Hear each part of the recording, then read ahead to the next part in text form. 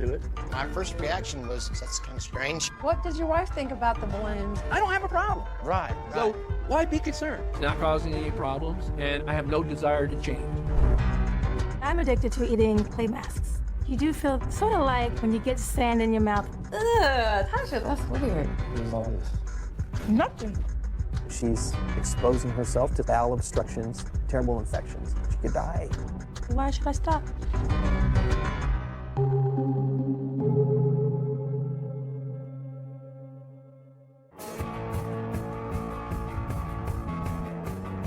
My name is Julius. I'm 62 years old, and I'm addicted to balloons. They're beautiful. They're soft, smooth, delicate. I have a connection with them. Intellectually, I know that balloons are not alive, but sometimes I wonder if it's my love for them that brings them to life. My first reaction was, wow, balloons, that's kind of strange. Julius has been addicted to balloons for over 5 decades. It started when he was a child as an innocent attraction to the shapes and colors. Now Julius has filled his home with over 50,000 balloons and can't sleep unless he's surrounded by them. I love all balloons, but I do have my favorites. I like the crystal clear, the transparent. It's like a soap bubble, you know, you can see through it. I've got the long ones, the round ones, but my favorite is the spherical ones. Why? I don't know. I guess it's like a guy that prefers blondes or brunettes, you know? Julius is so addicted, he even has an entire room dedicated to balloons. This is my balloon sanctuary. I sleep in my balloon room every night. When I wake up in the morning, it's like being in balloon heaven. But Julius's obsession with balloons goes beyond shapes and colors. My love for balloons, it's also a sexual love. When I see a beautiful balloon, my heart starts to flutter and I get aroused. I'll take a 12-inch and I'll inflate it to 11-inch. That way it can take a lot of abuse. I'm holding one, you know, hugging it, I'll kiss it, and it's like being in heaven. I mean, don't you like to hug and kiss a woman that you love?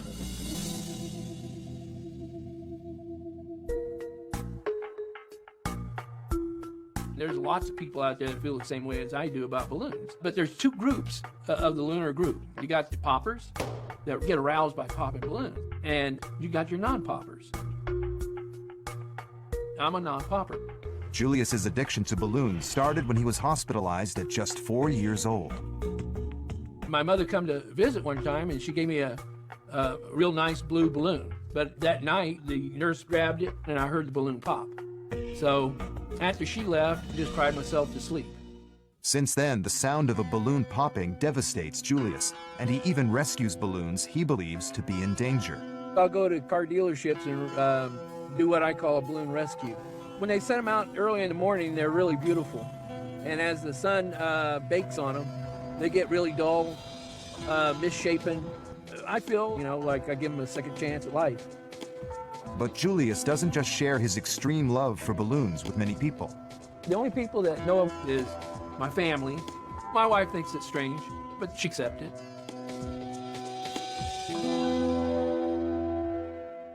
The fact that he feels like he has to keep it a secret definitely points that there is a problem. I see nothing wrong with loving balloons, not hurting anybody. It's not dangerous, and I have no desire to change.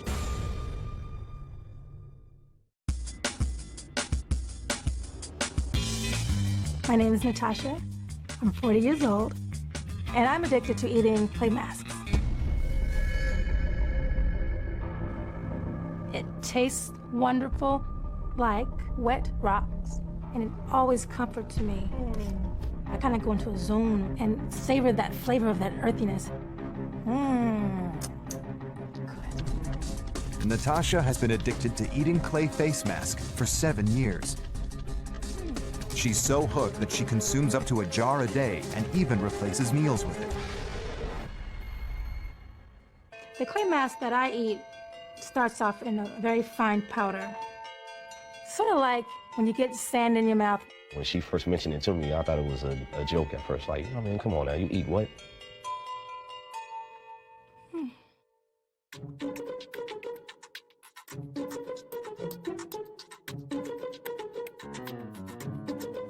Sometimes I take a big scoop, Sometimes I'll take a little bit. It just depends. But Natasha doesn't just eat the face mask straight out of the jar. She also dips chips in it and even relaxes every evening with clay mask and a beer. I always just see the after effects. You know, the lips are covered and she does this thing with her tongue when she licks it off. What is all this? Nothing. Oh, look at that. It's a dust storm. Despite the mess, Natasha is so dependent on her face mask, she won't leave home without a stash. If I'm leaving, I'll take a jar. I couldn't drive without it. I have taken jar to work. They just shake their head and just make me feel so strange. Natasha turned to clay face masks 7 years ago to satisfy a taste for rocks. I had a girlfriend who said that she had cravings like that. And she says, put a little of this on your tongue. And so I tried it. And it was like instant gold. Instant gold. But Natasha's addiction doesn't just consume her life. It also affects her youngest son. I do feel like I set a bad example because he wants to eat some too, but I don't want him to eat it.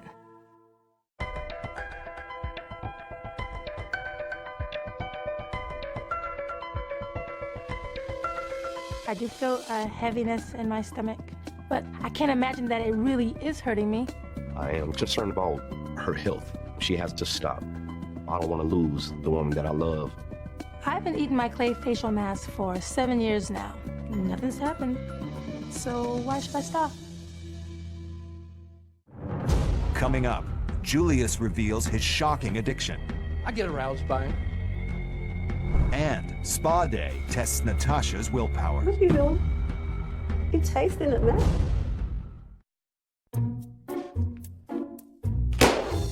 62-year-old Julius has been addicted to balloons since he was 4 years old. But his obsession is more than just a collection. Julius is also sexually attracted to them. After decades of keeping his feelings a secret, Julius has decided he doesn't want to hide his attraction anymore. Today, he wants to open up to his good friend, Tina.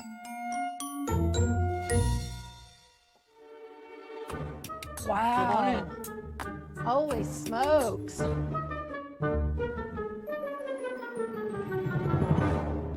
I just love everything there is to love about balloons. Is it like an emotional love, a romantic love, or? It's this combination. It's kind of like a platonic love, plus there's some sexual overtones in there too. What do you mean sexual overtone? I get aroused by them. I just never met anyone like that. That's not right. There's something missing there. How do they make you aroused? I don't know, they just do. It's just there. There's that feeling. Wow. I guess you could call it a fetish. It doesn't do anybody any harm, it's not a threat to society, and it makes me happy. So I figure, what's wrong with it? What does your wife think about the balloons?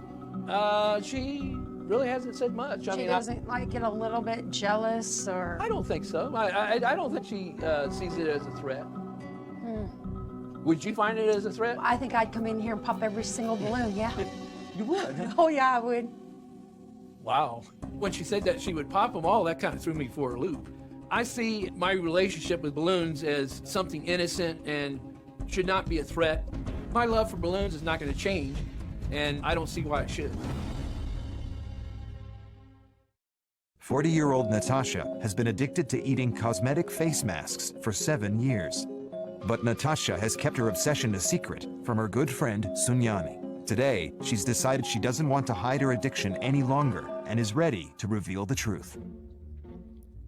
What are you doing? You tasting it, man? Yeah, I'm tasting it. It doesn't taste as good as my face mask, though. The one that I eat. Okay. You're freaking me out. When you say you're eating it, how much of this are you consuming? Like, not much, just like It's not much. a jar. The jar's kind of big. How long does the jar last? About a day. No, I don't eat a whole jar in a day. Not a whole jar. Almost a whole jar. In a day, though? Yeah. Ugh. It's strange to know that my friend is eating facial clay, it may be affecting her internally. So this is definitely worrying me. So how long has it been? About 7 years. 7 years? Tasha. I also enjoy it with a beer. Okay, wait a minute. Stop. Hold the presses. With a beer? With a beer. Okay, wait. Doesn't it seem a little off to you? I mean, just a little. I have exquisite taste buds, I'm sorry. Oh, dirt and beer. No, Oh! it's clay and a lager. I feel like I have to defend myself to her because she's thinking that I'm totally bizarre. But it tastes so good. Why would I not want to eat it? Coming up, will Julius's nephew push too far? I don't have a problem. Right. So why be concerned? And Natasha's boyfriend hits a breaking point. I can't watch someone that I love kill themselves slowly. For the last 7 years, 40-year-old Natasha has eaten up to a jar of clay face mask every day.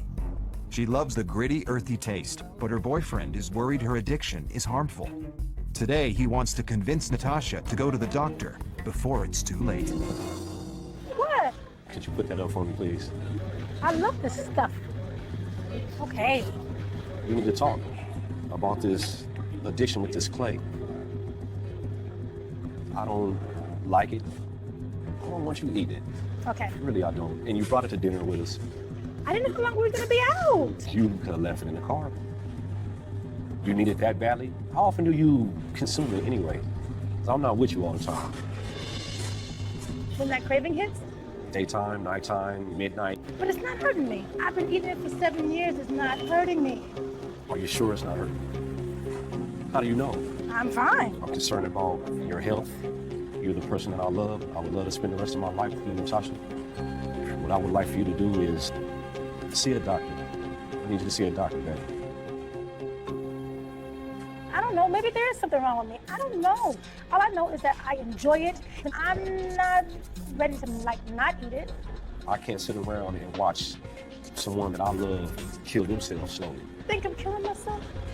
I don't know what you're doing, and I want to know. I want concrete evidence. I don't want to assume. I don't want to guess. You're that concerned? Absolutely. All right, Nathaniel. I'll go. Okay, thank you, baby.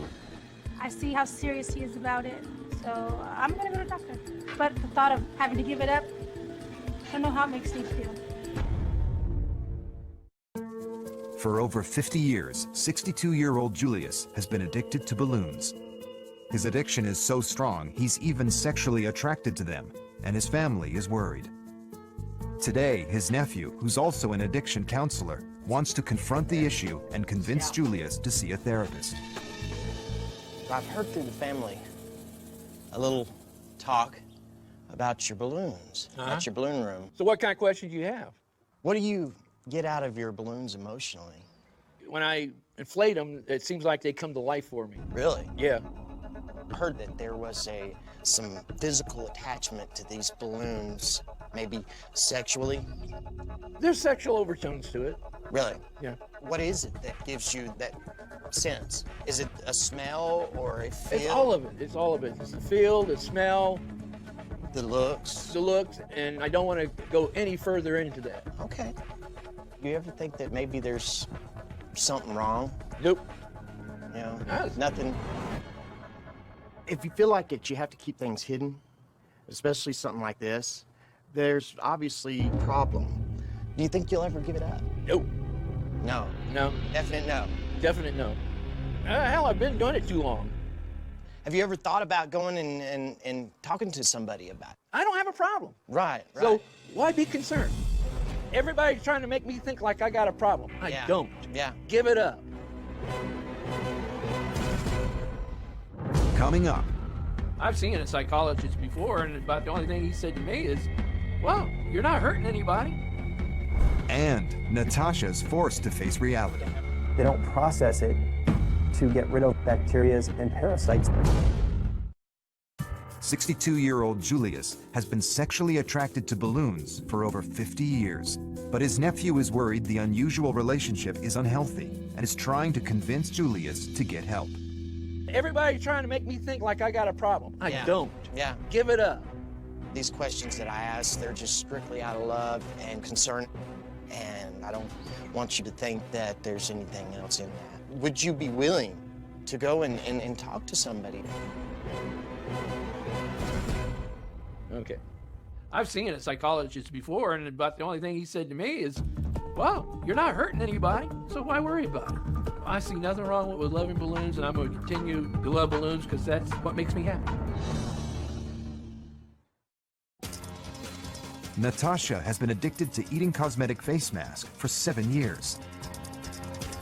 Natasha's convinced her addiction is harmless, but her boyfriend disagrees and begged her to see a doctor before she does permanent damage. Tell me about the product. It's a face peel?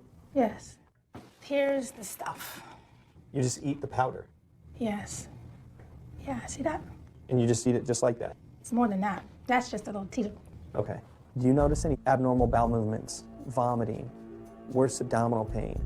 Most of the times, it goes in easier than it comes out. Okay. I think we need to run some tests, maybe even do an x-ray. Sure. It has a warning for external use for a reason.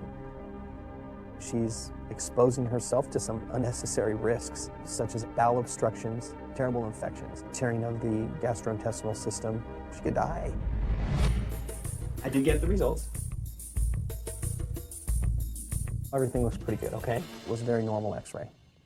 Are you saying that, okay, I'm okay? I wish it was that easy to answer that question. When somebody eats non-edible food items, they don't process it to get rid of all kinds of different viruses, bacteria, and parasites that you could get from eating this clay, certainly as much as you do. I think there's enough risks that you need to stop eating this clay. Apparently, they don't recommend that I eat it because the possibility of me getting a parasite, that was an eye-opener for me. However, I'm fine. For now, I'm gonna be a little more conservative, but I still gotta eat my clay.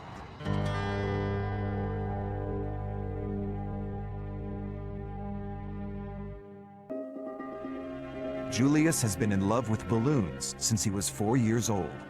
He thinks his addiction is harmless, but his family and friends are concerned about the effect his obsession is having on his life. Today, Julius is seeing a therapist to put their minds at ease. So tell me, what have been the main problems that this has caused? And As far as I'm concerned, it's never caused any problem. Well, you know, I spent 8 years in the Army, you know, living with guys, you know. How was that for you, not being able to have access? I had to hide it, but, you know, I was successful in hiding it. Nobody ever found out about it. So you've kept that a secret for all of these years? Mm-hmm. Okay. Is there any particular reason why you didn't want people to know? I was afraid of ridicule, you know, hey, what pervert he is and stuff like that.